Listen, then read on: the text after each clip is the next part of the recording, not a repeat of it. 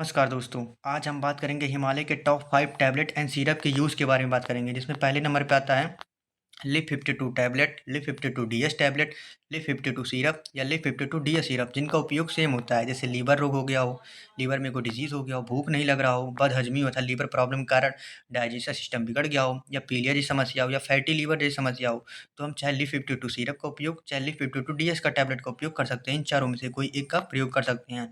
अब बात करते हैं हम cistron tablet and cistron syrup के बारे में, जिनका उपयोग गुर्दे की पथरी अर्थात जब किसी को किडनी स्टोन हो जाता है, तो किडनी स्टोन को तोड़ने के लिए, किडनी स्टोन को बाहर निकालने के लिए हम सिस्टोन सिरप या सिस्टोन टैबलेट का प्रयोग कर सकते हैं। या यूरिनरी ट्रैक इन्फेक्शन में कर सकते हैं, अर्थात जब वहाँ पे जैसे दर्द हो, जलन टाइप हो, तो हम सिस्टोन सिरप या सिस्टोन टैबलेट दे सकते हैं। इन दोनों में से कोई एक का प्रयोग कर सकते हैं। या तो हम सिस्टोन 4 टैबलेट का प्रयोग कर सकते हैं, मतलब अर्थात इन तीनों में से कोई एक का प्रयोग कर सकते हैं हम गुर्दे की पथरी या यूरिनरी ट्रैक इन्फेक्शन में कर सकते हैं।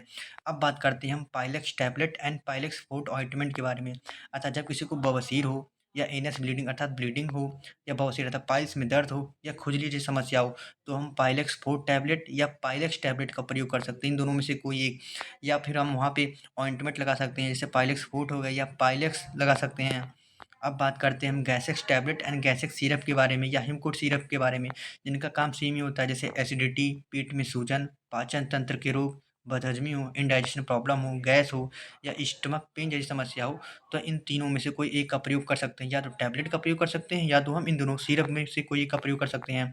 अब बात करते हैं हम डायरेक्ट टैबलेट या डायरेक्ट सिरप का प्रयोग। इन दोनों का प्रयोग लगभग सेम होता है। जैसे दस्त अर्थात उन्हें दस्त हो, या इरिटेबल बाउल सिंड्रोम जैसी समस्या हो, तो हम डायरेक्ट सिरप या डायरेक्ट टैबलेट का प्रयोग कर सकते हैं। इससे इन सब आयुर्वेदिक दवा इनमें कोई साइड इफ़ेक्ट तो नहीं होता, पर आप अपने डॉक्टर की सलाह पर ही इन दवा का यूज़ कर सकते हैं।